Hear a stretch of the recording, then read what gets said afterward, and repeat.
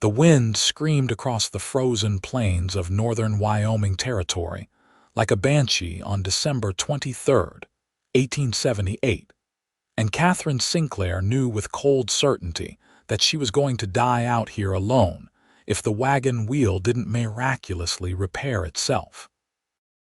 She pulled her thin shawl tighter around her shoulders as snow swirled through the air in thick, blinding sheets, her fingers already numb despite her woolen gloves. The wagon listed heavily to one side where the wheel had cracked against a hidden boulder beneath the snow, and her horse stood with its head down, ice forming on its muzzle as the blizzard intensified with each passing minute. Catherine had been traveling from Fort Laramie to meet her sister in a settlement near the Montana border, a journey that should have taken 5 days in good weather. She had made it 3 days before the storm caught her, and now she sat stranded on an empty stretch of prairie with night falling fast, and the temperature dropping so quickly she could feel it stealing the warmth from her body. Her teeth chattered as she climbed down from the wagon seat, her boots sinking into snow that already reached past her ankles. She needed to assess the damage, though she suspected it was beyond her ability to fix. The wheel was split clean through, the wood splintered beyond any temporary repair. Catherine felt tears sting her eyes, but she refused to let them fall. At 22 years old, she had survived the death of both parents to cholera, had worked as a seamstress in Fort Laramie for 3 years to save enough money to start fresh, and she would not give up now.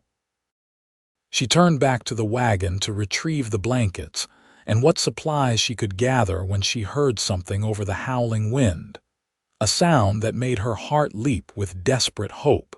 Hoofbeats. Through the white curtain of snow, a figure emerged on horseback, a man sitting tall in the saddle despite the brutal weather. He wore a heavy coat and a wide-brimmed hat pulled low, a bandana covering the lower half of his face against the cold. As he drew closer, Catherine could see he was leading 2 additional horses, their coats thick with ice and snow. "Madam," the man called out, his voice deep and rough. "You in trouble?" The wheel broke, Catherine shouted back, her voice nearly lost in the wind. "I cannot fix it." The man dismounted quickly, moving with the easy grace of someone who had spent his entire life on horseback. He was tall, she realized, very tall and broad-shouldered beneath that heavy coat. He moved to examine the wheel, and Catherine saw him shake his head. "This is not getting fixed out here," he said, turning to face her. He pulled down the bandana, revealing a strong jaw covered with several days' worth of dark stubble, a straight nose and striking blue eyes that seemed to assess her situation in seconds. "How long have you been stuck?" "Maybe an hour," Catherine said, wrapping her arms around herself as another gust of wind nearly knocked her off her feet. "I was hoping the storm would pass." "It will not pass for hours, maybe not until tomorrow," the man said firmly. "We need to get you somewhere warm, and we need to do it now." "Can you ride?" "Yes, but my supplies, my belongings will still be here when the storm clears," he interrupted, already moving to unhitch her horse from the wagon. "Right now we need to worry about keeping you alive. There is a line shack about 2 miles south of here. It is not much, but it has walls and a roof, and that is what we need." Catherine wanted to argue, but the cold was seeping into her bones and she knew he was right. She nodded, and he finished unhitching her horse, then turned to her. Without warning, he shrugged out of his heavy wool coat and draped it over her shoulders. The garment was huge on her, falling nearly to her knees, but it was still warm from his body heat and lined with soft sheepskin. "But you will freeze," she protested. "I have been colder," he said simply. "I am Lucas Warner, and I work the Rocking W Ranch about 15 miles east of here. Now mount up on that bay there. She is gentle and will follow my lead."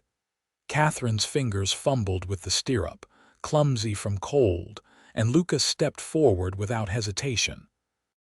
He placed his large hands on her waist and lifted her into the saddle as though she weighed nothing at all.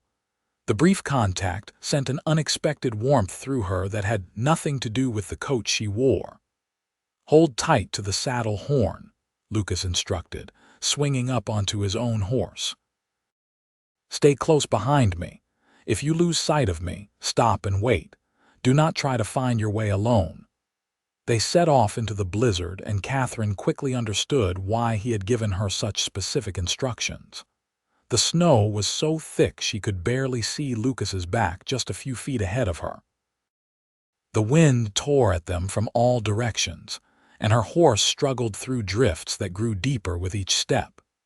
Catherine's hands ached from gripping the saddle horn, and even with Lucas's coat, the cold found its way through her layers to chill her to the core. Time lost all meaning in the white chaos. It could have been 20 minutes or 2 hours when Lucas finally stopped his horse and dismounted. Catherine blinked snow from her eyelashes and saw the dark outline of a small structure barely visible through the storm. It was indeed just a lined shack, a rough cabin perhaps 12 feet square, but it looked like a palace to her frozen eyes. Lucas helped her down from the horse, and Catherine's legs nearly buckled when her feet hit the ground. He caught her with one strong arm around her waist, steadying her. "Easy now," he said. "Get inside. I need to see to the horses." The door was not locked, just a simple latch, and Catherine stumbled into the cabin's dark interior. It was not much warmer than outside, but at least the wind could not reach her here. She stood shivering in the darkness until Lucas entered a few minutes later, his arms loaded with supplies. Snow clung to his hair and eyebrows, and she realized he must be frozen without his coat. "Here," she said, starting to remove the coat, but he waved her off. "Keep it for now. I need to get a fire started." He moved with purpose, despite what had to be numbing cold, kneeling by a small stone fireplace built into one wall. Catherine could barely see in the dim light filtering through cracks in the walls, but she heard him working, the sound of kindling being arranged, the strike of a match. The first small flame caught, and Lucas carefully fed it with larger pieces of wood from a stack someone had left in the corner. Catherine watched his hands, large and capable, coaxing the fire to life with practiced skill. As the flames grew, warm light filled the cabin, and she could finally see their shelter properly. The lined shack was spare but functional, built to house cowboys riding the range in bad weather. There were 2 wooden bunks built into opposite walls, a rough table with 2 chairs, some shelves holding basic supplies, and the fireplace. It was weathered and drafty, but as the fire grew stronger, Catherine felt the first real warmth she had experienced in hours. Lucas stood and began stripping off his outer layers, which were soaked through with snow. His shirt beneath was damp as well, clinging to a broad chest and muscular arms. He caught her looking and gave her a slight nod. "You should do the same. Wet clothes will make you sick." There should be some blankets in the chest there. Catherine's cheeks flushed with more than just the warmth from the fire, but she knew he was right. She turned her back and began removing her wet outer layers with shaking hands. Everything was damp from the snow that had blown under Lucas's coat. She found several thick wool blankets in an old trunk and wrapped one around herself before turning back to face him. Lucas had added more wood to the fire and was now opening one of the packs he had brought in. "Not much, but I have some jerky and hardtack," he said. "And coffee if that pot there still holds water." "I am not sure I could eat," Catherine admitted, though her stomach was empty. The cold and fear had driven away any appetite. "Try anyway," Lucas said, his voice gentle but firm. "You need your strength." He moved about the cabin with quiet efficiency, hanging their wet clothes on pegs near the fire to dry, arranging their supplies. checking the door and windows to make sure they were as secure as possible against the storm that continued to rage outside. Catherine sank onto one of the bunks, wrapping the blanket more tightly around herself, and watched him work. In the firelight, she could see him more clearly now. He was perhaps 26 or 27, with dark brown hair that curled slightly at the ends, those startling blue eyes, and features that were strong and masculine without being harsh. There was a scar on his left cheekbone, white against his tanned skin, and his hands bore the calluses and scars of hard work. He moved with the confidence of a man completely at ease in this harsh environment, and Catherine felt a wave of gratitude that he had found her when he did. "Why were you out in this weather?" she asked finally, her voice still shaky. "Most people would have sought shelter before the storm got this bad." Lucas glanced at her, a wry smile touching his lips. Most people would not have been out trying to bring back 3 horses that broke through their paddock fence and decided to wander off right before a blizzard hit. Boss will have my hide if I lose those horses, storm or no storm. He poured water from a canteen into the battered coffee pot and set it near the fire. "What about you? Why were you traveling alone?" "I am going to meet my sister in Montana," Catherine explained. "She married a rancher there last spring, and she has been asking me to come stay with them. I thought I could make the journey before the worst winter weather hit." She laughed bitterly. "I was wrong. This storm came up fast," Lucas said, settling into one of the chairs and stretching his long legs toward the fire. "Even the old-timers did not see it coming. You could not have known." They sat in silence for a while, listening to the wind howl around the cabin and the comforting crackle of the fire. Catherine felt herself beginning to thaw, though she could not stop shivering. Lucas noticed and frowned. "You are still too cold," he said. "Come sit closer to the fire." Catherine stood on unsteady legs, still wrapped in her blanket, and moved to sit in the other chair. Lucas stood and positioned it even nearer to the fireplace, so close she could feel the direct heat on her face and hands. He crouched beside her chair, his expression concerned. "Your lips are still blue," he said quietly. "Here."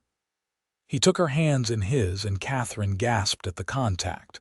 His hands were large and warm, rough with calluses but gentle as he rubbed her fingers carefully, working warmth back into them. "You were closer to frostbite than you probably realize." "Thank you," Catherine whispered, "for finding me, for helping me. I thought I was going to die out there." Lucas's blue eyes met hers, and something passed between them in that moment, a connection that Catherine could not name but felt down to her bones. "I would not have left you out there," he said simply. "No one deserves to die alone in the cold." He continued to warm her hands, his touch both practical and somehow intimate. Catherine found herself studying his face, the strong line of his jaw, the way the firelight caught in his dark hair and cast shadows across his features. He was handsome, she realized, in a rugged, weathered way that spoke of a hard life lived outdoors. But it was more than that. There was a steadiness to him, a quiet strength that made her feel safe for the first time since the storm had begun. "Where are you from originally?" Lucas asked, still working warmth into her fingers. "Ohio," Catherine answered. "My parents brought my sister and me west when I was 16. They thought there would be more opportunities. Then they both got sick with cholera during an outbreak in Cheyenne 2 years later. My sister and I survived it, but we were left with nothing. Sarah, my sister, she met her husband Daniel when she was working at a boarding house. They married and moved to Montana. I stayed in Fort Laramie working as a seamstress. That must have been hard," Lucas said quietly. "Losing your parents so young, being on your own." "It was," Catherine admitted. "But Sarah and I always had each other, even when we were apart. Now I am finally going to be with her again. At least, I will be once this storm passes and I can figure out how to fix my wagon." "The wheel is too far gone," Lucas said, shaking his head. "You will need to take the wagon to a town with a proper wheelwright. The nearest one is Casper, about 40 miles southwest, but you will not make it there alone, not in winter." Catherine's heart sank. She had spent almost all her savings on the supplies for this journey, planning to work for her sister and brother-in-law once she arrived in Montana. She did not have money for repairs or to hire someone to help her. "I will figure something out," she said, trying to keep the despair from her voice. Lucas studied her for a long moment, then released her hands and stood. "We will worry about that after the storm," he said. "For now, you should eat something and try to rest. It has been a hard day." He prepared a simple meal of jerky and hardtack softened in hot water, and they ate in companionable silence. The coffee was strong and bitter, but it warmed Catherine from the inside out. As she ate, she felt her strength beginning to return, along with a bone-deep exhaustion that she had been fighting off through fear and cold. The storm showed no signs of letting up. If anything, the wind seemed to be blowing harder, the walls of the cabin shaking with each powerful gust. Lucas checked the fire and added more wood, then looked at Catherine with a slight frown. "You should sleep," he said. "Take that bunk there. It is the one with the better mattress." "What about you?" Catherine asked. "I will keep the fire going and make sure the horses are all right," Lucas said. "Someone needs to stay awake in case the storm gets worse or the fire needs tending." Catherine wanted to argue that he needed rest too, but the exhaustion was overwhelming. She nodded and moved to the bunk, lying down fully clothed except for her wet outer garments, wrapping herself in the blankets. The mattress was thin and lumpy, but it felt like luxury after hours in the freezing cold. She closed her eyes, intending to rest for just a few minutes, and fell into a deep sleep almost immediately. She woke several times during the night, each time seeing Lucas tending the fire or checking the door and windows. Once she woke to find him sitting in the chair nearest her bunk, his eyes closed, but he stirred almost immediately as though sensing she was awake. Their eyes met across the dimly lit cabin, and Lucas gave her a small, reassuring nod before standing to add more wood to the fire.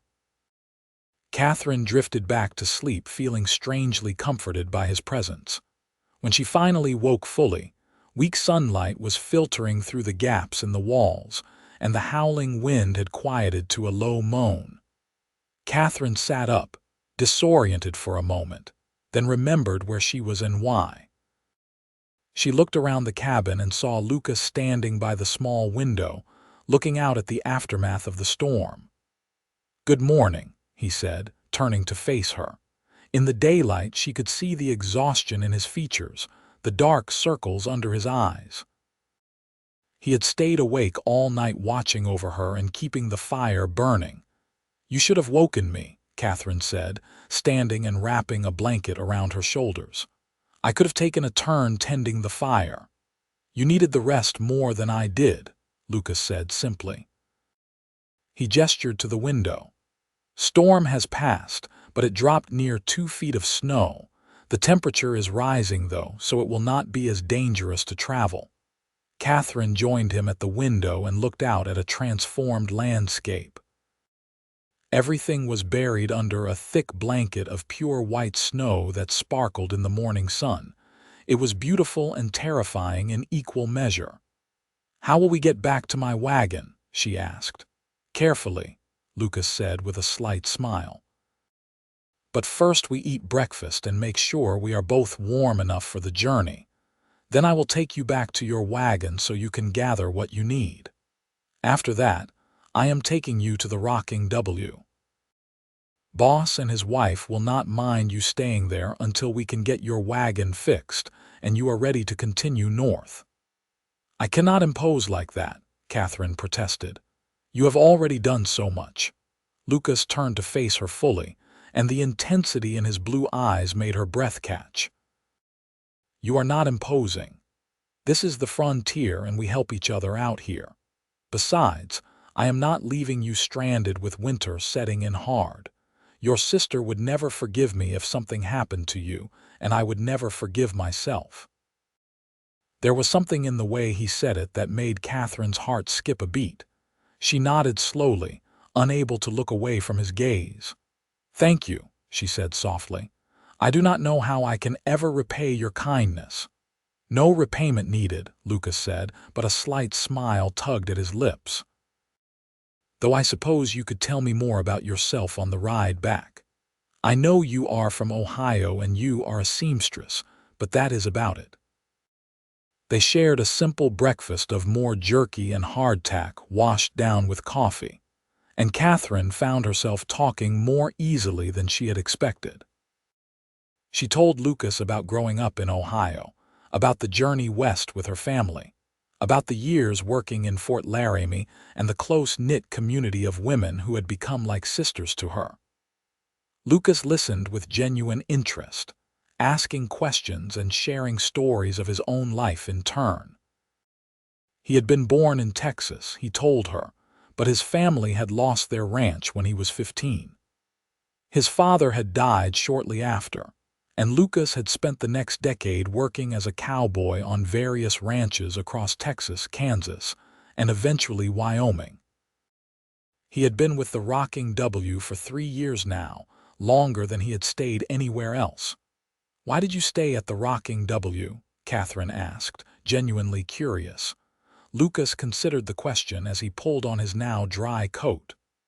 "The boss, Jack Warner, he is a good man. Fair, treats his workers well, pays on time. His wife, Margaret, she is like a mother to all of us cowboys. They have built something good at the Rocking W, something worth being part of. And this land, this country, it gets in your blood after a while. I cannot imagine being anywhere else now." The way he spoke about the ranch and the land made Catherine smile. There was real affection in his voice, a sense of belonging she had not heard when he talked about his earlier years. "It sounds like you have found a real home there," she said. "I suppose I have," Lucas agreed, then held out his coat to her. "Here, put this on again. It will be cold out there." They prepared the horses and set out into the snow-covered landscape. Catherine's legs ached from the long ride the day before, but she said nothing, determined not to slow them down. The journey back to her wagon took twice as long as it should have because of the deep snow, but Lucas's sense of direction was unerring. He found the spot where she had broken down with no difficulty, even though the wagon was half buried in snow and barely visible. Lucas helped her dig out the wagon bed and retrieve her trunk of belongings, her sewing supplies, and the few precious items she had been bringing to her sister. They loaded everything onto his extra horses, securing the bundles carefully. Catherine took one last look at the wagon, sad to leave it behind but knowing there was no other choice. "We will send someone back for it once the road's clear," Lucas assured her. "The wagon is not going anywhere, and your horse can pull it once we get that wheel fixed. You are not losing everything." They began the 15-mile journey to the Rocking W, moving slowly through the deep snow. The sun was bright overhead, making the snow almost painful to look at, but the air was crisp and clean. Catherine found herself relaxing despite the difficult travel, lulled by the steady rhythm of the horses and the peaceful winter landscape around them. Lucas rode beside her, pointing out landmarks and telling her stories about the land they were crossing. He showed her where he had once helped pull a cow out of a half-frozen creek, where he and the other cowboys had rounded up strays during a summer drought, where he had seen his first Wyoming mountain lion. His love for this harsh, beautiful country was evident in every word, and Catherine found herself seeing it through his eyes, understanding why he had chosen to make this place his home. They stopped once to rest the horses and eat a cold lunch, and Lucas built a small fire to warm them and make coffee. As they sat together, sharing the simple meal, Catherine realized she felt more comfortable with this quiet cowboy than she had felt with anyone in a long time. There was an easiness between them, a natural compatibility that surprised her. She had known him less than a day, yet she felt safe with him in a way that went beyond the obvious fact that he had saved her life. "What are you thinking about?" Lucas asked, catching her watching him. Catherine felt her cheeks warm. "I was just thinking how strange life is," she said honestly. "Yesterday morning I was worried about making it to my sister's by Christmas. Now here I am, headed to a ranch I have never heard of, with a man I just met, and somehow I am not afraid at all." Lucas's blue eyes softened as he looked at her. "You should not be afraid," he said quietly. "I will make sure you get to your sister safely. I give you my word on that." "I believe you," Catherine said, and she meant it. They reached the rocking W Ranch in the late afternoon, and Catherine's first sight of it took her breath away. The ranch buildings were nestled in a valley with snow-capped mountains rising in the distance. There was a large main house built of logs and stone, several barns and outbuildings, corrals for horses and cattle, and a bunkhouse for the ranch hands. Smoke rose from multiple chimneys, and everything had a well-maintained, prosperous look that spoke of good management and hard work. Lucas led them to the main house, and before they had even dismounted, the front door opened and a woman hurried out. She was perhaps 45, with graying brown hair pulled back in a bun and a kind, weathered face. She wore a practical work dress covered with an apron, and her eyes widened when she saw Catherine. "Lucas Warner, what have you brought home with you?" she called out, her voice warm with humor and concern. "Mrs. Warner, this is Miss Catherine Sinclair," Lucas said, helping Catherine dismount. "I found her stranded in the blizzard yesterday. Her wagon broke down, and she needs a place to stay until the roads clear and we can get her on her way to Montana." "Oh, you poor dear," Margaret Warner said, immediately taking Catherine's cold hands in her warm ones. "Come inside right now. You must be frozen through and exhausted. Lucas, you get those horses taken care of and then come in for supper. And send someone to tell Jack that you are back safe. He was worried about you being out in that storm." She whisked Catherine into the house before the young woman could protest, ushering her into a large, warm kitchen that smelled of fresh bread and stew. The heat from the stove was heavenly after the long, cold ride, and Catherine felt herself begin to thaw immediately. "Sit here by the stove," Margaret commanded gently, pulling out a chair. "Let me get you some hot tea and something to eat. Then we will get you into a warm bath and some dry clothes. You are staying in the house with me. I will not hear any arguments about it." Catherine found herself obeying without question, overwhelmed by the older woman's kindness and efficiency. Within minutes, she had a cup of hot tea in her hands and a bowl of thick, hearty stew in front of her. Margaret bustled about, asking questions about Catherine's journey and clucking sympathetically over the story of the broken wagon and the blizzard. "You were lucky Lucas found you," Margaret said, refilling Catherine's tea cup. "That man has an instinct for being in the right place at the right time. Last spring, he found a little boy who had wandered away from a wagon train and got lost. Before that, he pulled one of our cowboys out of a barn fire. He acts like it is nothing, but Jack and I know we are blessed to have him working here." Catherine thought about Lucas sitting up all night keeping the fire burning while she slept, about him giving her his coat even though it meant he would freeze, about the gentle way he had warmed her hands and the steady reassurance in his voice.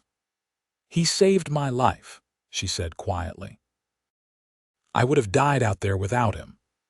"Well, you are safe now," Margaret said firmly, "and you are welcome to stay with us as long as you need to. We have plenty of room and I enjoy having another woman around. It gets lonesome sometimes being the only female among all these cowboys."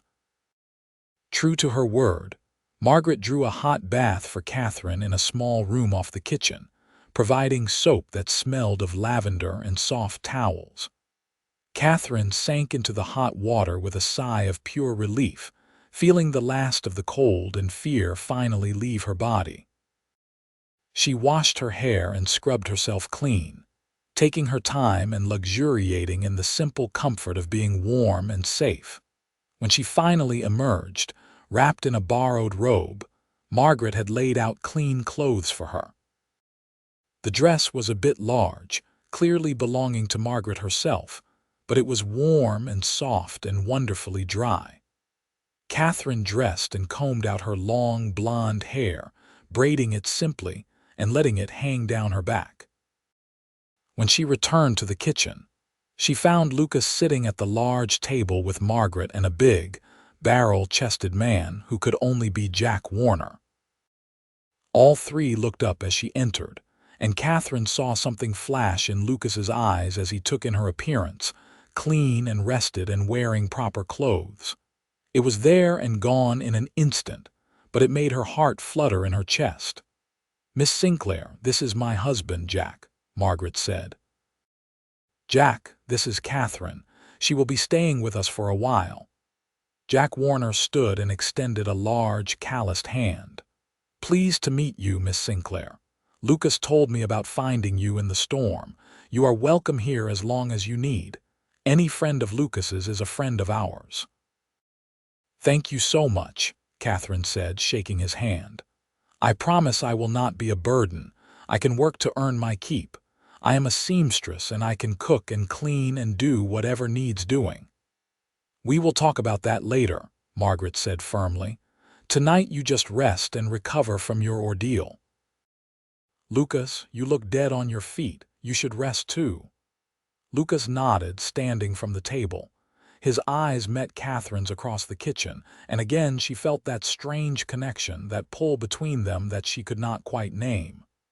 "Good night, Miss Sinclair," he said softly. "I am glad you are safe." "Good night, Mr. Warner," Catherine replied, her voice equally soft. "And thank you again, for everything." He nodded and headed out into the cold evening, making his way to the bunkhouse where the ranch hands slept. Catherine watched him go through the window, then turned to find Margaret watching her with a knowing smile. "That boy is something special," Margaret said quietly. "We have never seen him take to anyone the way he seems to have taken to you. He is usually so quiet and reserved." Catherine felt her cheeks warm. "He was very kind to me," she said carefully, "but I am sure he would have done the same for anyone." "Oh, he would have helped anyone," Margaret agreed. "But the way he looked at you just now, that was something different entirely." Over the next few days, Catherine settled into life at the Rocking W. Margaret put her to work helping with cooking and mending, grateful for another pair of skilled hands. Catherine proved herself invaluable, repairing worn clothes and making new curtains for the main house. The Warners paid her fairly for her work, insisting despite her protests, and Catherine began to see a path forward to getting her wagon fixed and continuing her journey. But as the days passed, she found herself less and less eager to leave. Part of it was the warmth and kindness of the Warner family. Jack and Margaret treated her like a daughter, including her in their meals and evening conversations. But if Catherine was honest with herself, the bigger part was Lucas. He came to the main house for supper every evening along with the other cowboys, and Catherine found herself watching for him, her heart lifting when he walked through the door. They fell into an easy pattern of conversation, sitting together at the long table and talking long after the meal was finished. Lucas told her about his work on the ranch, about the horses he trained and the cattle they raised. Catherine shared stories of her life in Fort Laramie, the women she had worked with, the beautiful gowns she had sewn for special occasions. One week after her arrival, Catherine was sitting in the main house parlor working on embroidering a new shirt for Jack when Lucas knocked on the door. Margaret let him in with a smile and then made herself scarce, leaving them alone together. "Miss Sinclair," Lucas said, standing awkwardly in the doorway. "I was wondering if you might like to take a walk. The weather is clear and the sunset should be beautiful tonight." Catherine set down her embroidery, her pulse quickening. "I would like that very much, Mr. Warner." They bundled up in warm coats and headed outside into the crisp evening air. The snow crunched beneath their boots as they walked away from the ranch buildings, heading toward a small rise that overlooked the valley. Neither spoke at first, both seemingly content to simply be together in the peaceful twilight. When they reached the top of the rise, Lucas stopped and pointed toward the western horizon. The sun was setting behind the mountains, painting the sky in brilliant shades of orange, pink, and purple. The snow-covered landscape reflected the colors, making it seem as though the whole world was glowing. "This is why I love this country," Lucas said quietly. "Sunsets like this, the way the land goes on forever, the feeling that anything is possible if you are willing to work for it."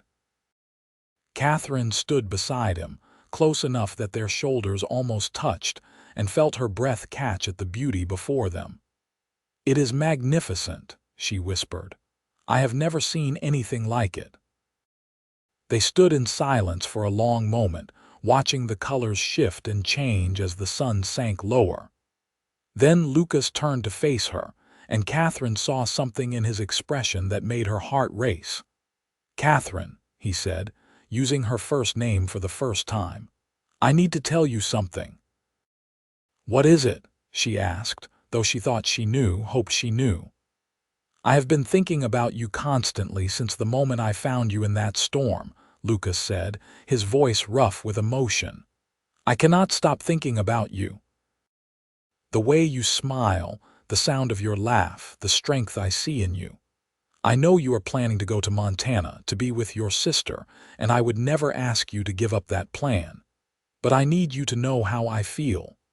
I am falling in love with you, Catherine. Maybe I have been since that first night in the line shack. I just needed you to know that before you leave." Catherine's breath caught in her throat.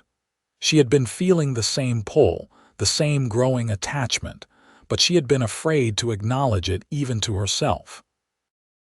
Now, hearing Lucas speak the words out loud, she could not deny what was in her own heart. "Lucas," she said softly, reaching out to take his hand. "I have been feeling the same way.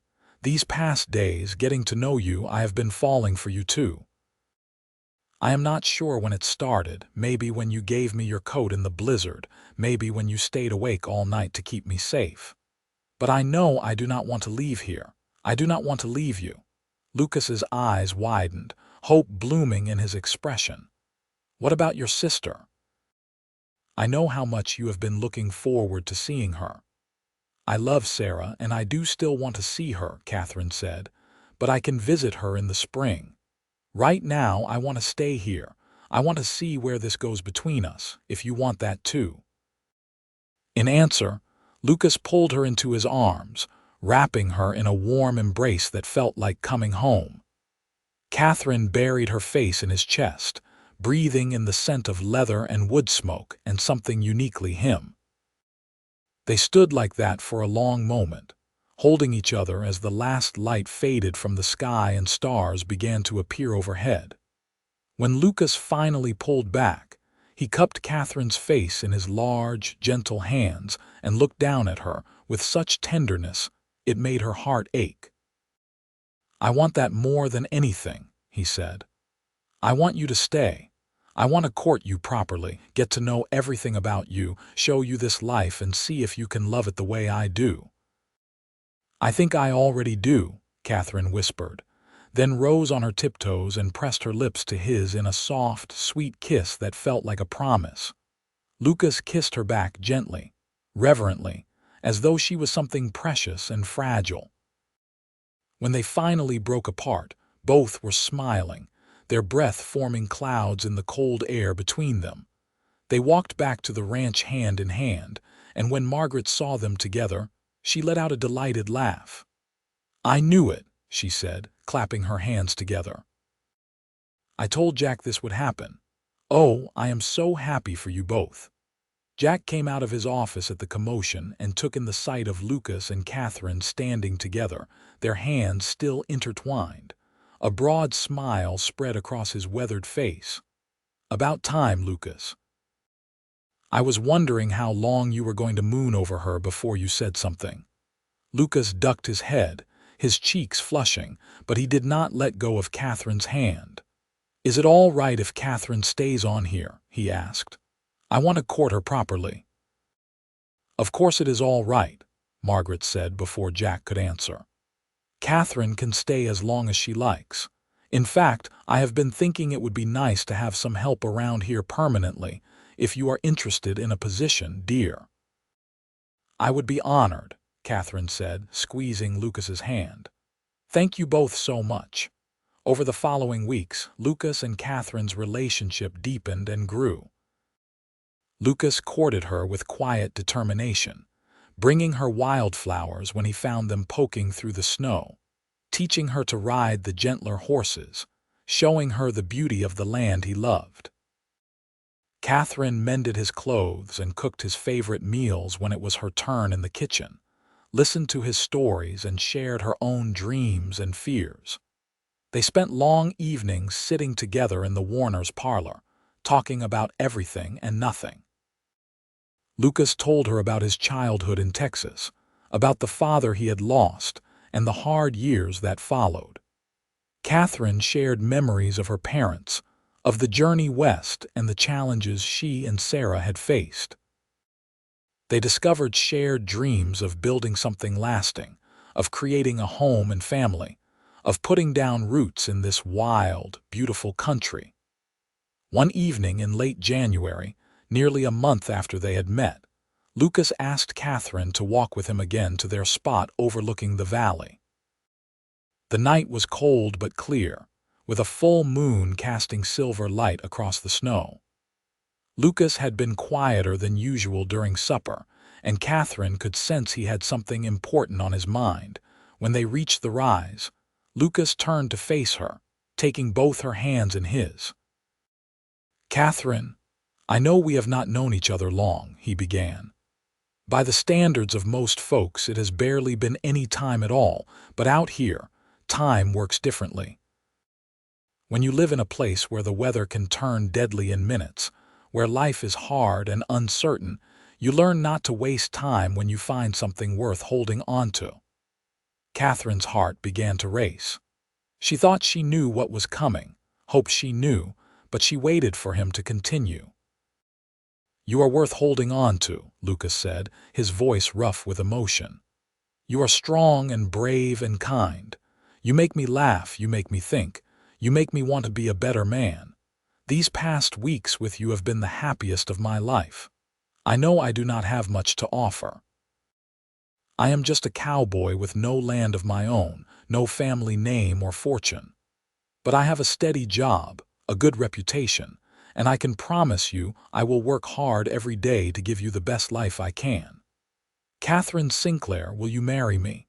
Tears sprang to Catherine's eyes, but they were tears of joy. "Yes," she said without hesitation. "Yes, Lucas, I will marry you. I do not care that you are not rich. You are good and honest, and you make me happier than I have ever been. Of course I will marry you." Lucas let out a whoop of joy and swept her up in his arms, spinning her around as she laughed with delight.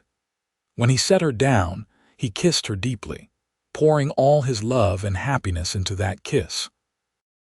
Catherine kissed him back with equal passion, her arms wrapped around his neck, feeling like her heart might burst from the sheer joy of this moment. When they returned to the house, hand in hand and both grinning like fools, Margaret took one look at them and started crying happy tears. Jack shook Lucas's hand with genuine warmth and pulled Catherine into a fatherly embrace. "We will have the wedding here," Margaret declared. In the spring, when the weather warms, we will invite everyone from the surrounding ranches, make it a real celebration." But as the days passed and Catherine's happiness grew, a shadow began to creep into her joy. She had not yet told Sarah about her change in plans, about falling in love with Lucas and deciding to stay in Wyoming instead of coming to Montana. The guilt weighed on her, and finally, in early February, she sat down to write a difficult letter. She explained everything to Sarah, about the broken wagon and the blizzard, about Lucas finding her and bringing her to the rocking W, about falling in love and accepting his proposal. She apologized for changing their plans and asked Sarah to understand, to be happy for her. She sealed the letter and gave it to one of the ranch hands heading to the nearest town with a mail service, then waited anxiously for a response. 3 weeks later, a response came, but it was not what Catherine had hoped for. Sarah's letter was cold and hurt, accusing Catherine of abandoning her for a man she barely knew. Sarah wrote that she had been counting on Catherine coming to Montana, that she had been lonely and isolated on her own ranch with only her husband for company. She had thought they would be together again, like when they were girls, and now Catherine was choosing a stranger over her own sister.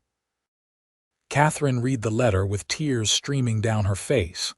Lucas found her in the kitchen, shoulders shaking with sobs, and immediately pulled her into his arms. "What happened?" he asked gently. "What is wrong?" Catherine showed him the letter, and Lucas read it with a deepening frown. When he finished, he held her close and stroked her hair. "I am sorry," he said quietly. "I know how much your sister means to you. If you need to go to her, if you need to honor your original plan, I will understand." But Catherine shook her head fiercely. "No," she said. "I love Sarah, but I love you too, and I have to make my own choices, live my own life. Sarah has her husband and her ranch. She will be all right. I need to stay here with you." "Are you sure?" Lucas asked, searching her face. "I am sure," Catherine said firmly. "But I need to write to her again, try to help her understand. And I want to visit her this summer, bring you with me so she can meet you and see how happy we are together. Maybe then she will forgive me." Lucas nodded, holding her close. "We will do whatever you need to do," he promised. "Together." Catherine wrote another letter to Sarah, pouring her heart out, explaining her feelings and asking for her sister's blessing. She sent it off and tried to focus on the positive things in her life, on her upcoming wedding and her growing love for Lucas. Slowly, the hurt from Sarah's rejection began to ease, though she still hoped they could reconcile. Meanwhile, preparations for the wedding moved forward. Margaret threw herself into planning with enthusiasm, treating Catherine like the daughter she had never had. They sewed a beautiful wedding dress together, simple but elegant white cotton with delicate lace trim that Catherine had saved from her supplies. They planned a menu for the celebration, inviting neighbors from the surrounding ranches and the other cowboys who worked on the rocking W. Lucas worked extra hours to save money, determined to have something to give Catherine as a wedding gift. He also worked with Jack Warner on a plan for their future. Jack offered Lucas a small plot of land on the edge of the rocking W property, enough for a cabin and a small herd of cattle, and agreed to let Lucas work toward buying it over time. It was a generous offer, one that would allow Lucas to build something of his own while still working for the ranch. On a warm day in early April, Lucas took Catherine to see the land Jack had offered them. It was beautiful, a gentle meadow beside a clear stream with mountains rising in the distance.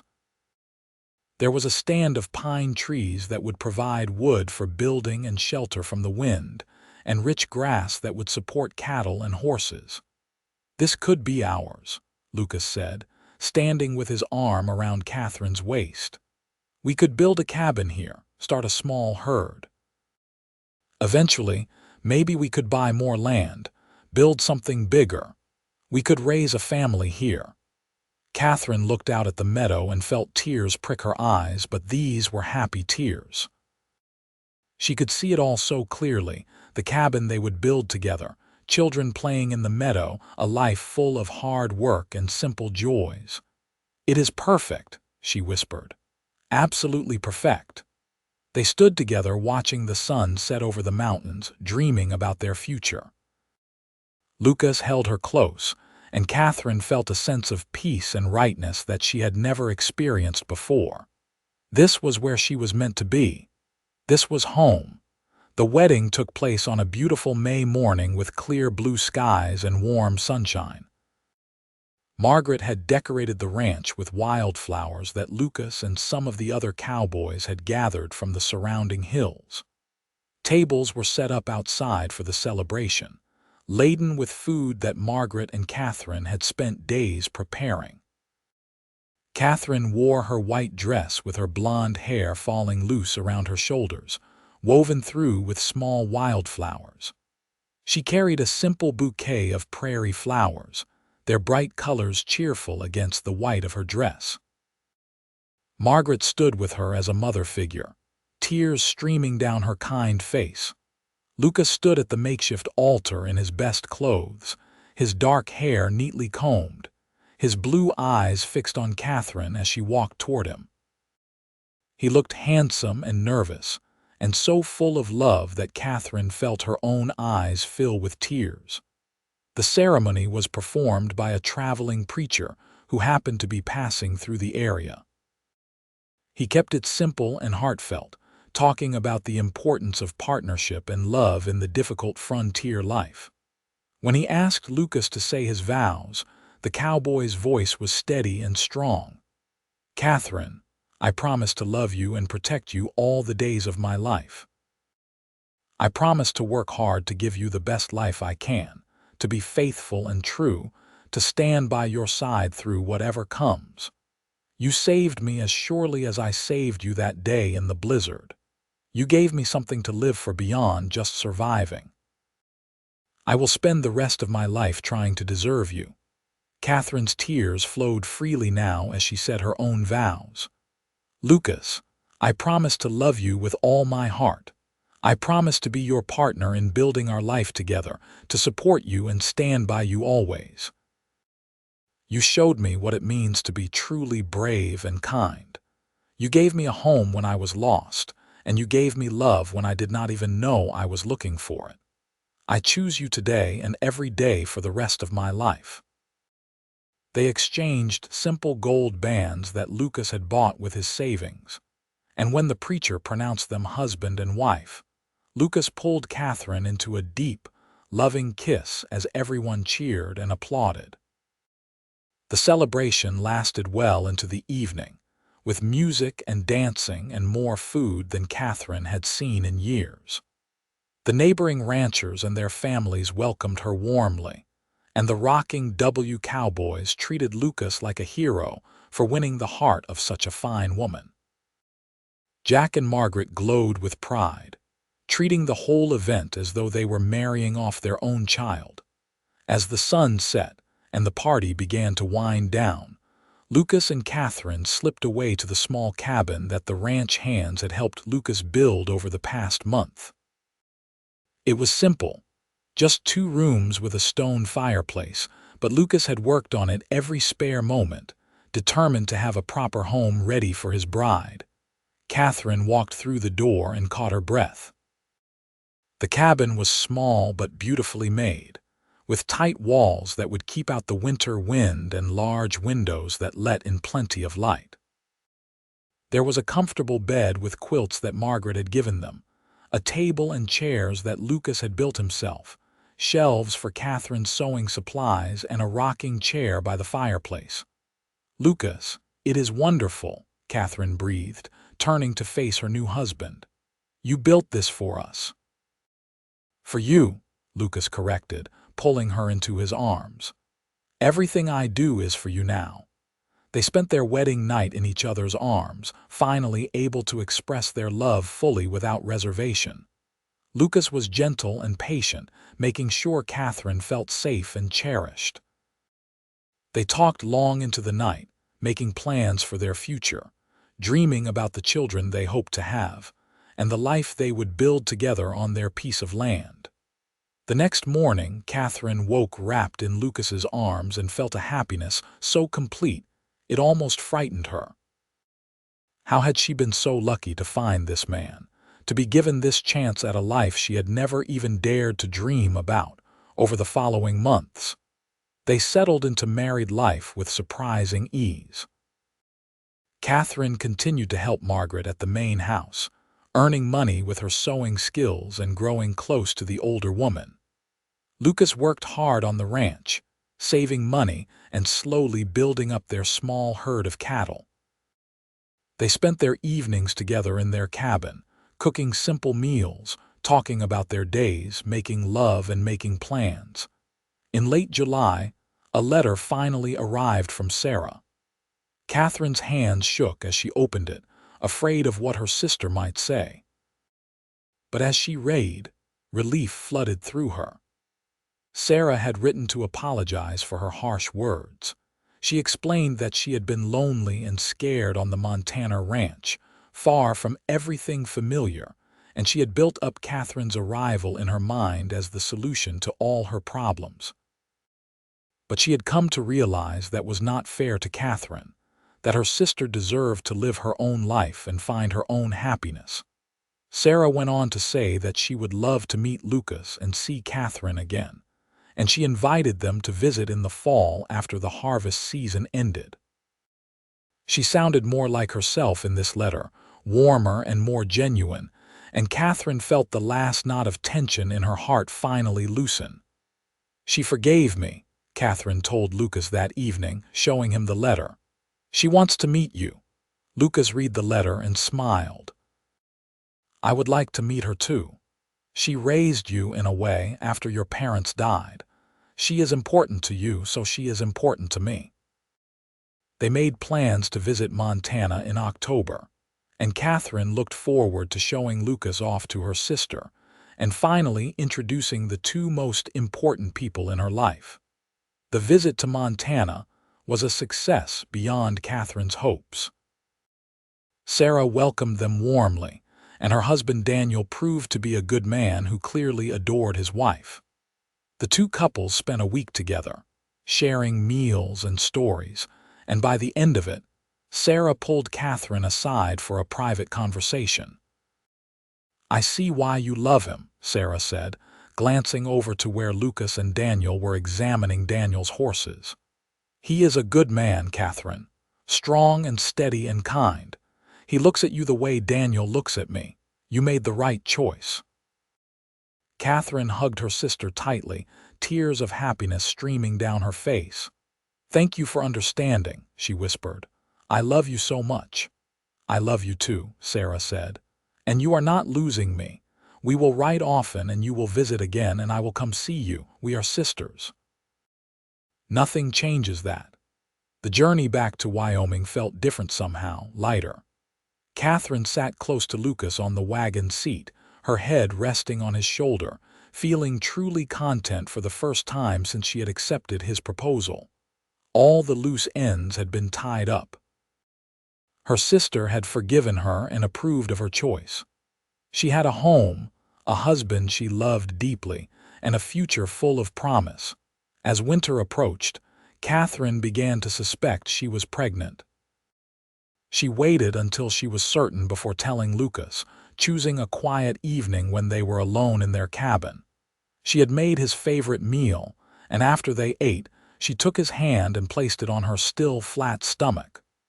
"We are going to have a baby," she said softly, watching his face.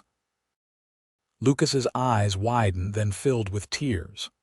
"Are you sure?" he asked, his voice thick with emotion. "I am sure," Catherine confirmed.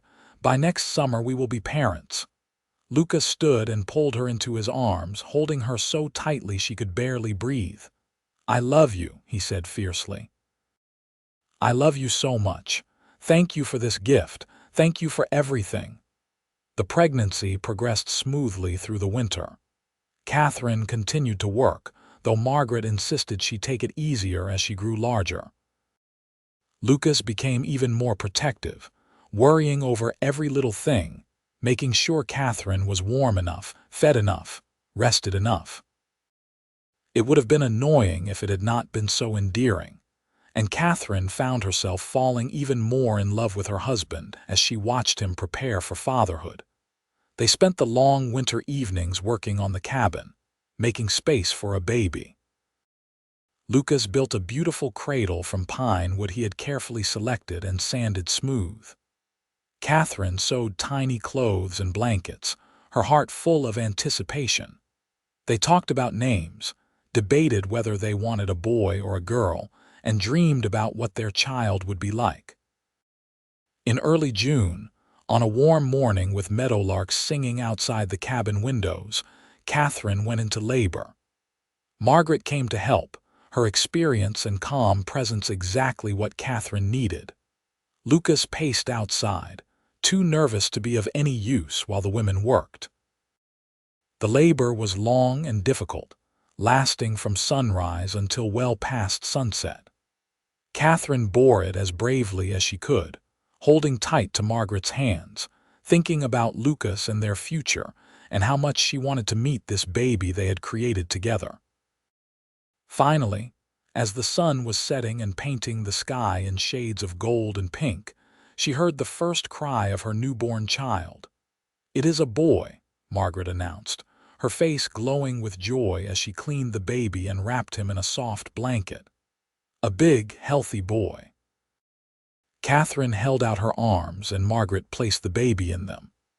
Catherine looked down at her son's tiny, wrinkled face and felt love unlike anything she had ever experienced flood through her. He had dark hair like his father, and his eyes, when they briefly opened, were the same startling blue. "Lucas," she called out weakly, "come meet your son." The door burst open and Lucas rushed in, his face pale with worry that melted into wonder when he saw Catherine holding their baby. He knelt beside the bed, reaching out a tentative finger to touch the baby's tiny hand. The baby's fingers curled around Lucas's larger one, and Catherine saw tears stream down her husband's weathered cheeks. "He is perfect," Lucas breathed. "You are amazing. Thank you, Catherine, thank you for him." They named him Thomas Lucas Warner, Thomas after Catherine's father and Lucas for the man who would teach him to be strong and kind. Little Thomas thrived from the beginning, growing quickly and keeping his parents busy around the clock. Catherine discovered that motherhood came naturally to her, though it was exhausting in ways she had not anticipated. Lucas proved to be a devoted father, coming home every evening eager to hold his son, walking the floor with him when he cried at night, singing him soft cowboy songs that made Catherine smile. Life settled into a new rhythm. Catherine balanced caring for Thomas with her sewing work, often sitting in the cabin with the baby sleeping in the cradle beside her while she stitched. Lucas continued working hard on the ranch, saving money and building their herd. They were happy, their little family complete in a way that felt right and good. When Thomas was 6 months old, Sarah and Daniel came for a visit, making the long journey from Montana to meet their nephew. Sarah cried when she held Thomas for the first time, and Catherine saw in her sister's eyes that same longing for a child of her own. "You look so happy," Sarah told Catherine one evening as they sat together watching Lucas play with Thomas on the floor. "I was so angry when you decided to stay here instead of coming to Montana, but I see now it was the right choice. You found something real here. You found love and built a family. I am so proud of you." "I am happy," Catherine agreed. "Happier than I ever thought possible. Life is hard out here sometimes, and we do not have much money or luxury, but we have everything that matters. We have each other and we have this beautiful place, and now we have Thomas. What more could I want?" The years passed peacefully. Thomas grew into a sturdy, bright-eyed little boy who followed his father around the ranch whenever he could, learning about horses and cattle and the land. When Thomas was 3, Catherine gave birth to a daughter they named Eleanor Sarah Warner, honoring both grandmothers. Eleanor had Catherine's blonde hair and a sweet, gentle nature that contrasted with her brother's boisterous energy. Lucas and Catherine's small piece of land prospered. They slowly expanded their herd, and Lucas's reputation as an honest, hard-working cowboy brought opportunities for additional work. They saved carefully, investing in their future, and by the time Thomas was 7, they had enough money saved to buy the land from Jack Warner outright and purchase an additional 40 acres adjacent to it. They expanded the cabin, adding 2 more rooms for the children and a larger kitchen for Catherine. Lucas built a proper barn for their cattle and horses, and they planted a vegetable garden that Catherine tended carefully.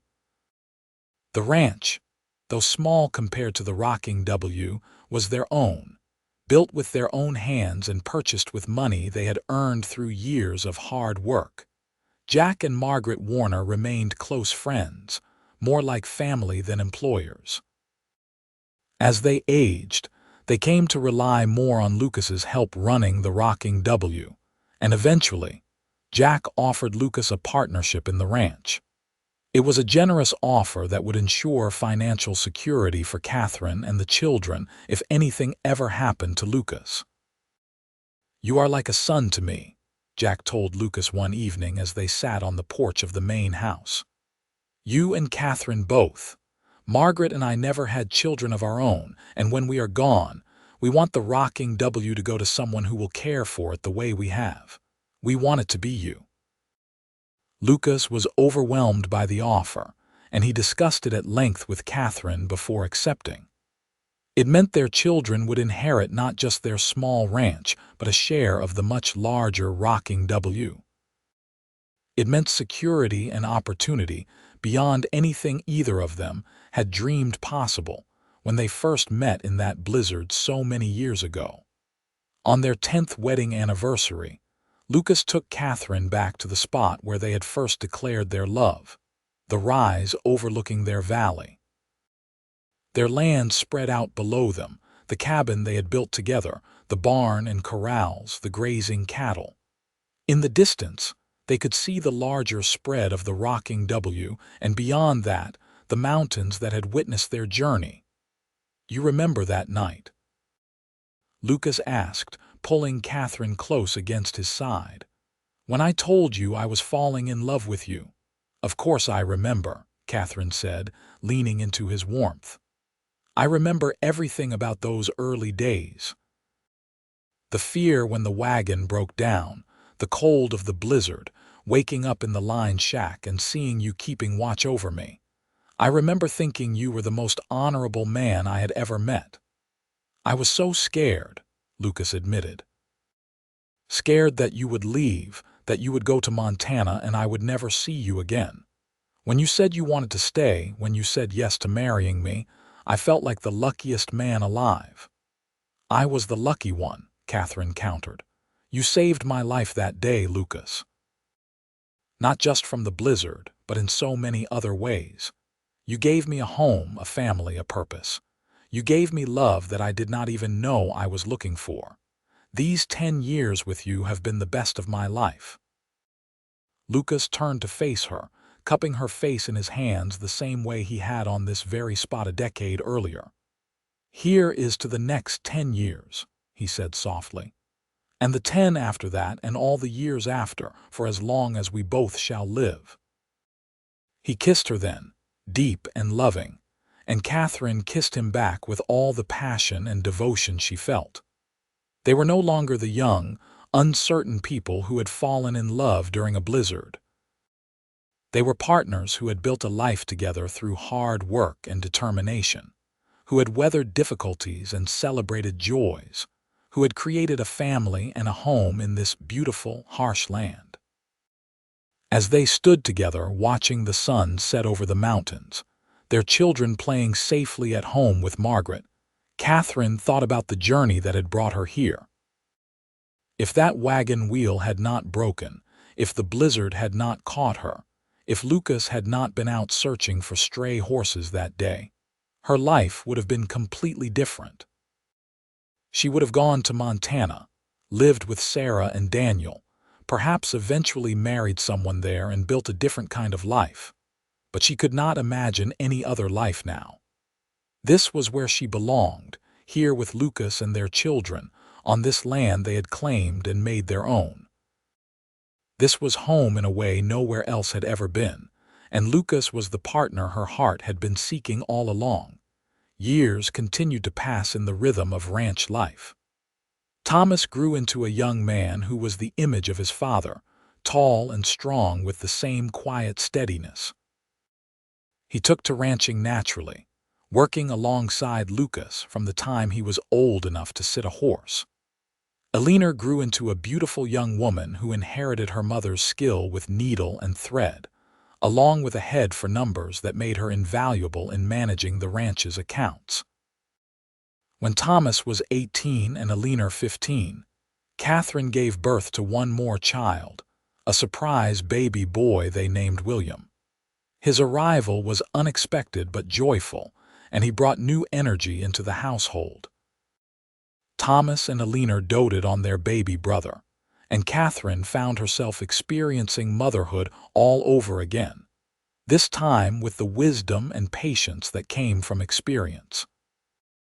Jack Warner passed away peacefully in his sleep when William was 2 years old, and Margaret followed him less than a year later, her heart broken by the loss of her beloved husband.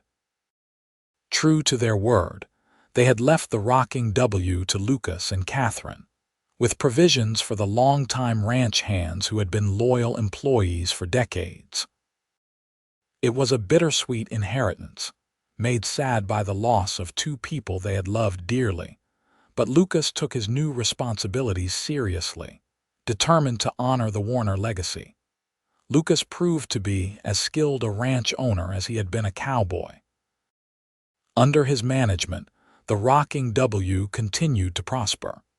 He treated his employees fairly, invested wisely in cattle and horses, and slowly expanded the ranch's holdings.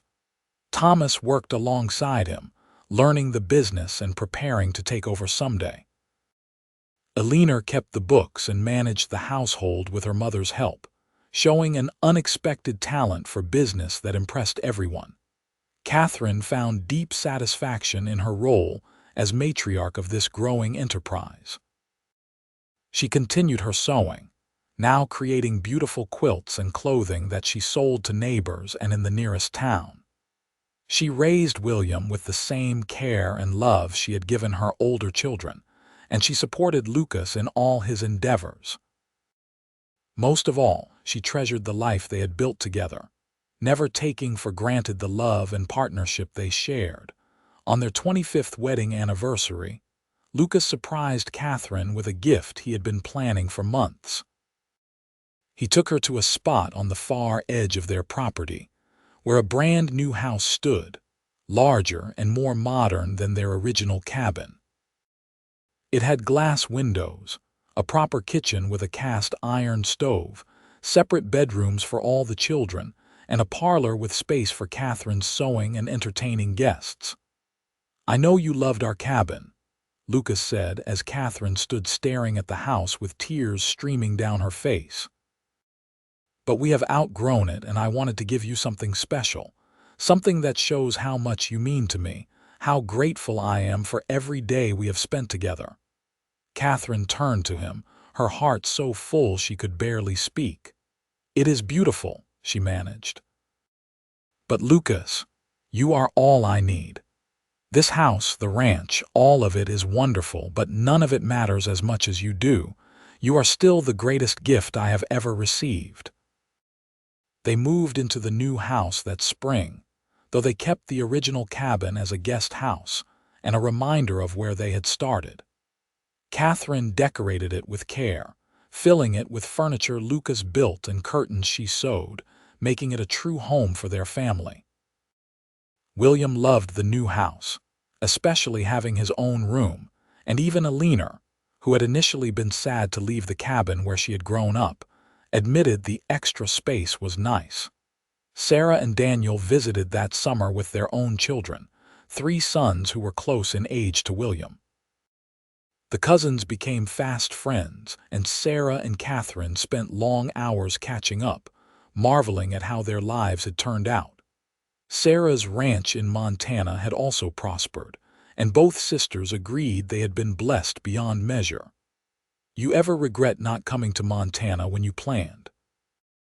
Sarah asked one evening as they sat together on the porch of the new house, watching the children play in the meadow. Catherine thought about it seriously before answering. "I regret that we spent those early years apart," she said honestly. "I regret the hurt I caused you when I changed my plans. But regret not marrying Lucas, not building this life with him. Never, not for a single moment. He is the love of my life, Sarah. I was meant to find him." "I know," Sarah said, squeezing her sister's hand. "Anyone can see how much you love each other. It is rare what you have. Special.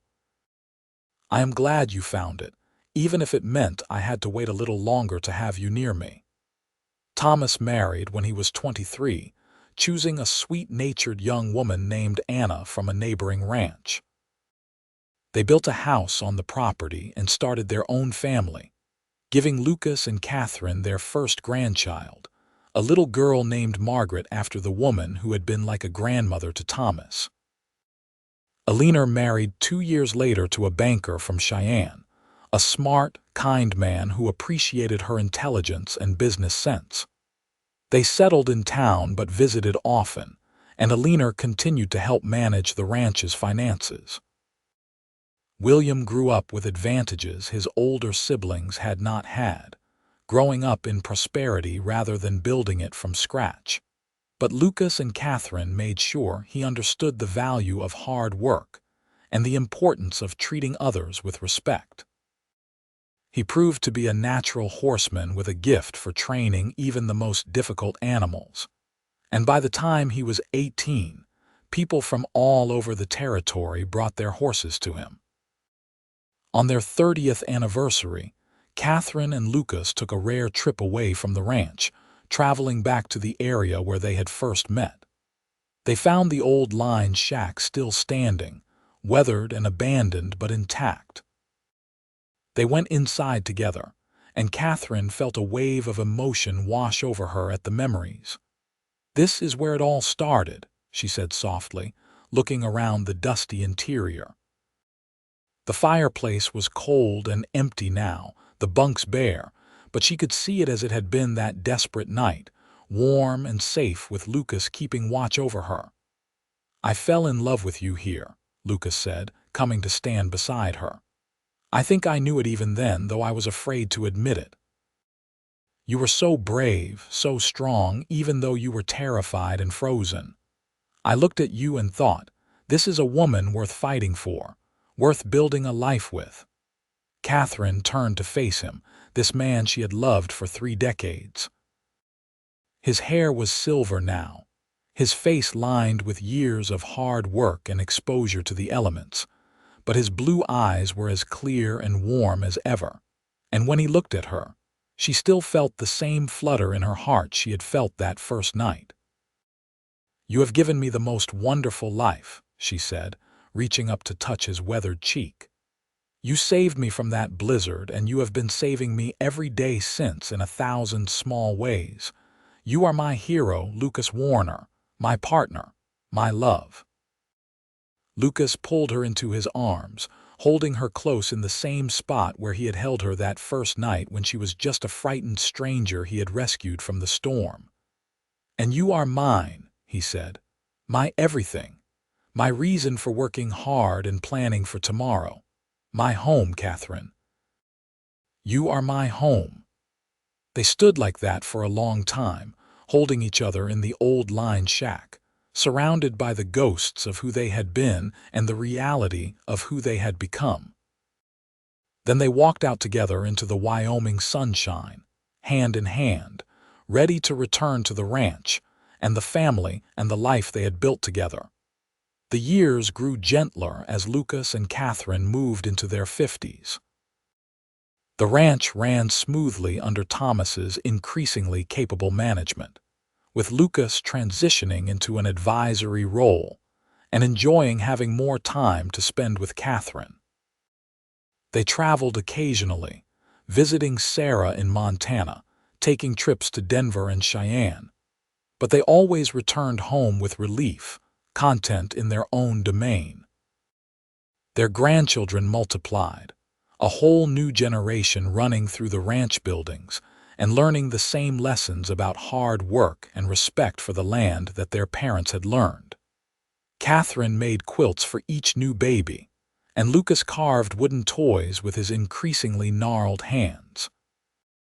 They were beloved grandparents, known for their stories and their wisdom and their obvious, enduring love for each other.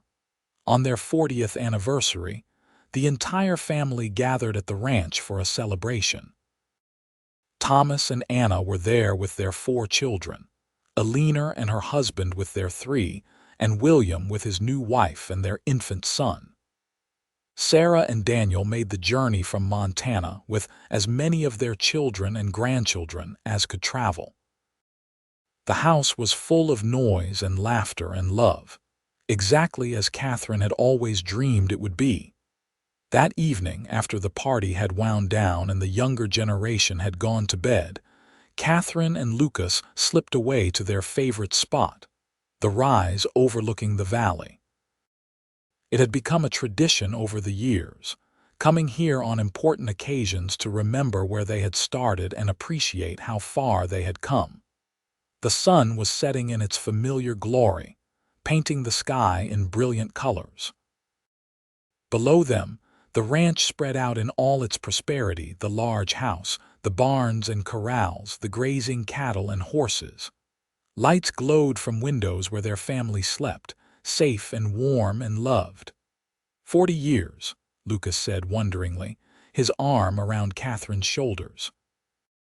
40 years since I found you in that blizzard. Best 40 years of my life, Catherine said, leaning against him. Sometimes I still cannot believe how lucky I was that day. Lucky that you were out looking for horses. Lucky that you found me when you did. Lucky that you were the kind of man who would give a stranger his coat and stay up all night keeping her safe. I was the lucky one, Lucas insisted, as he always did. You could have gone to Montana. You could have chosen a life with your sister, instead of taking a chance on a cowboy with nothing to his name but a good horse and a strong back. You chose me, Catherine. You chose this life. That makes me the luckiest man who ever lived. Catherine turned in his arms to look up at his beloved face, weathered by time but still handsome to her eyes, still the face of the man who had saved her and loved her and built a life with her. I would choose you again, she said firmly. 1,000 times over in any life, I would choose you. Lucas smiled, that slow, warm smile that still made her heart skip a beat after all these years. And I would find you, he said. In any storm, in any place, I would find you and bring you home. He kissed her then, soft and sweet, a kiss full of 40 years of love and partnership and shared dreams realized. Catherine kissed him back, grateful for every moment they had been given, for every sunrise they had watched together, for every challenge they had overcome side by side. As the sun finally set and stars began to appear in the darkening sky, they stood together looking out over the land they loved, surrounded by the family they had created, living the life they had built from nothing but love and determination. The blizzard that had brought them together was long past, but its gift remained, strong and enduring as the mountains themselves. They were home. They were together. They were loved. And standing there in the twilight of their years, Catherine knew with absolute certainty that the wagon wheel breaking in that long-ago blizzard had not been a disaster at all. It had been destiny, bringing her to exactly where she was meant to be, into the arms of the man who was meant to be hers, launching a love story that would endure for all their days and echo through the generations that followed them. This was their legacy, this ranch and this family, and this love that had started with a simple act of kindness in a snowstorm. Lucas had covered her with his coat and built a fire to keep her warm, and in return, Catherine had given him her heart and built a life with him that was richer and more fulfilling than either of them had dared to dream. As they walked back to the house hand in hand, Catherine sent up a silent prayer of thanks for that broken wagon wheel, for the blizzard that had nearly killed her, for the cowboy who had found her and saved her and loved her. Every struggle and hardship had been worth it for these 40 years and the ones still to come, for this man beside her and the family surrounding them. The stars wheeled overhead in their eternal patterns, indifferent to human joys and sorrows, but Catherine barely noticed them. She was too busy appreciating the warmth of Lucas's hand in hers, the solid presence of him beside her, the life they had created together in this beautiful, harsh land they called home. They reached the house and climbed the steps together, neither of them as spry as they once were, but still strong enough, still steady enough, still together. They paused on the porch to look back one more time at the land spread out before them in the starlight. "Thank you," Catherine said softly. "For what?" Lucas asked. "For finding me, for saving me, for loving me, for giving me this life." She gestured at the house full of family, the ranch that bore his name, the land that had tested them and rewarded their perseverance. "For all of it." Lucas turned to face her, taking both her hands in his, and Catherine saw in his eyes the same depth of love she had seen on their wedding day, multiplied by 40 years of shared experience. "You gave me just as much," he said. "More even. You gave me a reason to build something that would last. You gave me children and grandchildren. You gave me a home and a purpose. You gave me love, Catherine. Real love, the kind that lasts through hard winters and hot summers, through good times and bad. I am the one who should be thanking you." "Then let us just be grateful to each other," Catherine suggested, smiling up at him. "Grateful for that blizzard and that broken wagon and the miracle that brought us together." "Grateful," Lucas agreed, and kissed her once more before they went inside to join their family. The years continued to pass gently. Lucas and Catherine grew older, their hair turning white, their bodies becoming slower and more fragile, but their love never dimmed. They spent their days in peaceful routine, helping where they could with ranch work, but mostly just enjoying each other's company and the family they had raised. On a winter morning in their 52nd year of marriage, Catherine woke early and found Lucas already awake beside her, watching her with soft eyes. "Good morning," she said, smiling sleepily at him. "Good morning," he replied. "I was just thinking." "About what?" "About how perfect this is. How lucky we are, how grateful I am for every single day we have had together." He reached out to touch her face gently. "I love you, Catherine. I have loved you since that first night in the line shack, and I will love you until my last breath and beyond." Catherine felt tears prick her eyes, moved by the depth of emotion in his voice. "I love you too, Lucas, so very much. You are the greatest gift life ever gave me." They lay together in the early morning quiet, holding hands beneath the warm quilts, talking softly about their plans for the day, about the grandchildren who would be visiting that afternoon, about the beauty of the snow falling softly outside their window. It was a moment of perfect peace, the kind that comes from a lifetime of love and companionship. Neither of them could know it then, but they would have many more such mornings, many more years of shared sunrises and quiet conversations, of family gatherings and peaceful evenings by the fire. They would see great-grandchildren born and grow, would celebrate their 60th anniversary surrounded by 4 generations of the family they had created. Lucas would pass away first, peacefully in his sleep at the age of 82, with Catherine holding his hand and all their children gathered around. Catherine would mourn him deeply, but would take comfort in the beautiful life they had shared, in the family and legacy they had built together. She would live another 5 years, spending them surrounded by children and grandchildren who loved her, telling stories of Lucas and their life together, keeping his memory alive. But all of that was still to come. On this morning, they simply lay together in the warmth and comfort of the home they had made, grateful for each other and the miraculous chance that had brought them together in a blizzard so many years before. Outside, snow continued to fall softly over the Wyoming landscape, blanketing the ranch in white just as it had done on that long-ago December day when a wagon broke down and a cowboy stopped to help. But inside the house, all was warmth and love and peace, the reward for two people who had taken a chance on each other and built something beautiful from a moment of crisis. This was the true ending of their story, not dramatic or tragic, but simple and profound. Two people who had found each other against all odds, who had chosen love and commitment and built a life together that would echo through generations.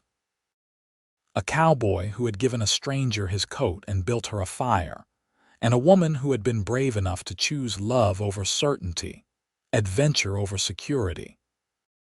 Their story was written in the land they had tamed, in the children they had raised, in the ranch that would carry their name long after they were gone.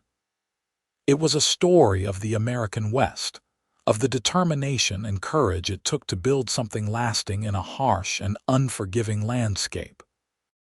But more than that, it was a love story, pure and simple, the kind that reminds us why we dare to hope and dream and take chances on each other. Lucas had covered Catherine with his coat and built a fire to keep her warm during that blizzard. In return, she had warmed his heart and built a home for his soul. Together, they had created something that would endure, a legacy of love that proved that sometimes the worst moments of our lives can lead to the greatest blessings, and that true love is worth any hardship, any sacrifice, any challenge the world can throw at us. And as they lay together on that winter morning, hands clasped and hearts full, they knew with certainty what they had always known. They were meant to find each other. They were meant to love each other. And no matter what came next, they would face it together, just as they always had, partners until the very end and beyond.